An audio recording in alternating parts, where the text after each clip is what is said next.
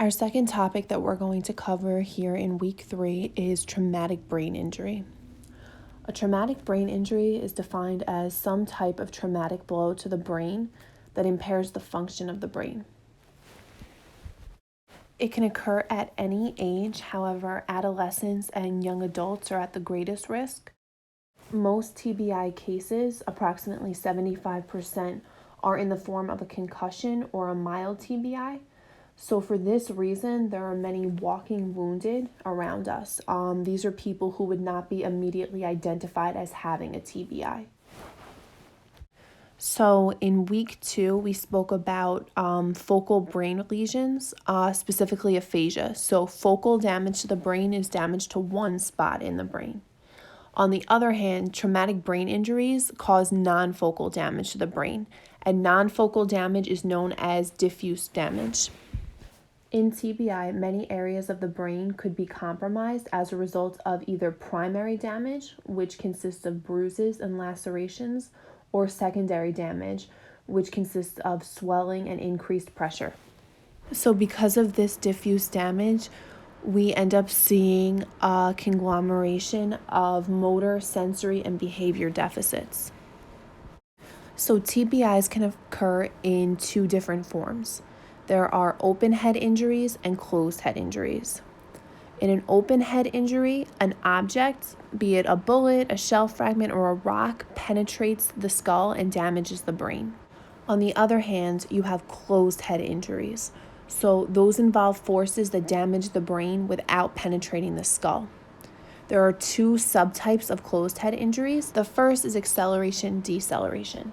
So in an acceleration-deceleration closed head injury, the body, and thus the brain, will be traveling at a high rate of speed and then suddenly come to a stop.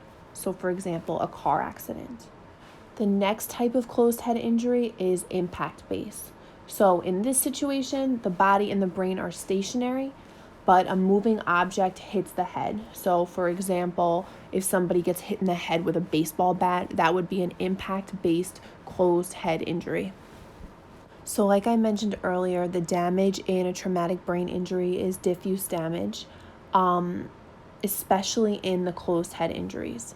And this is because there are forces applied to the brain that lead the brain to bang up against the inside of the skull. So that's called the coup damage. And then it rebounds onto the opposite side of the skull, which is the contra coup damage. Additionally, in closed head injuries, we have to worry about rotational forces. So rotational forces cause the brain to twist, and that results in a shearing and a tearing of axonal fibers, as well as metabolic changes. This type of damage doesn't really show up on conventional imaging studies, and the results of it can be devastating to the TBI patient. Aphasia syndromes are rare in traumatic brain injury, but there are cognitive linguistic impairments that are quite common. So I made this little chart here for you guys. On the left side, under cognitive impairment, you see the cognitive impairments associated with TBI. And then on the right, each cognitive impairment's corresponding related linguistic impairment. So we'll review these together. Under cognitive impairment, you could have attentional problems and difficulty with concentration. And that could affect their linguistic skills because that would result in reduced auditory comprehension. Impaired memory and learning disturbances could result in word-finding deficits. Impaired organizational skills could result in disorganized verbal expression. And decreased inhibition and errors of judgment would have an impact on pragmatics of language.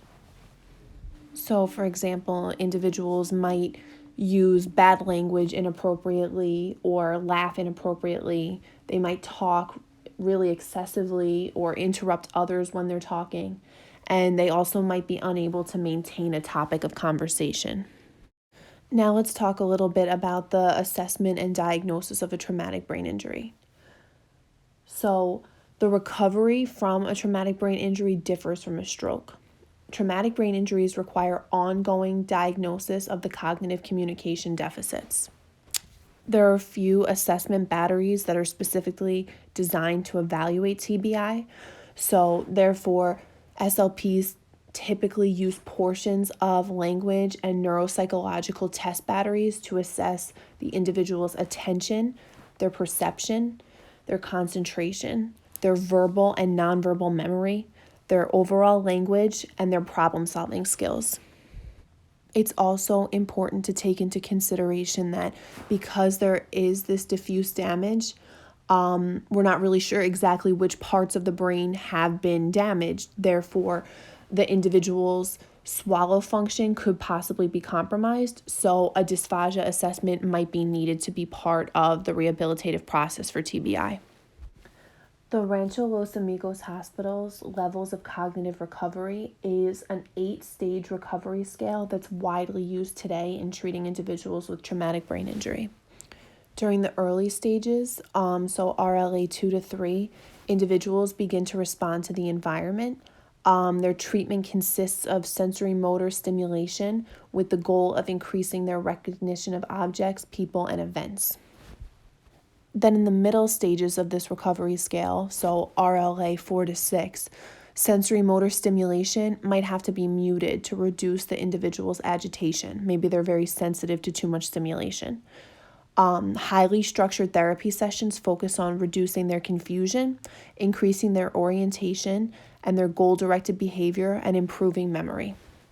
So specific language tasks that might be included during this stage are listening to increasingly long and complex language samples.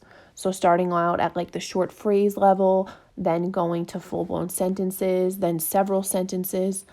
Also following ideas related to a theme and improving their organization of their conversational speech. So now in the RLA late stages, the goal is for the patient to reach the maximum level of independence. Their treatment will help the individuals compensate for their residual deficits. These deficits could include word-finding difficulties, problems with comprehension of complex material, shallow reasoning and problem-solving, memory disturbances, impulsive and socially awkward behavior, and impairments in goal setting, self-monitoring, and self-evaluation. Their treatment can also focus on language processing in real life and stressful situations because we might see some breakdowns there. So this concludes our week 3 lecture on traumatic brain injury and the cognitive linguistic deficits that are present.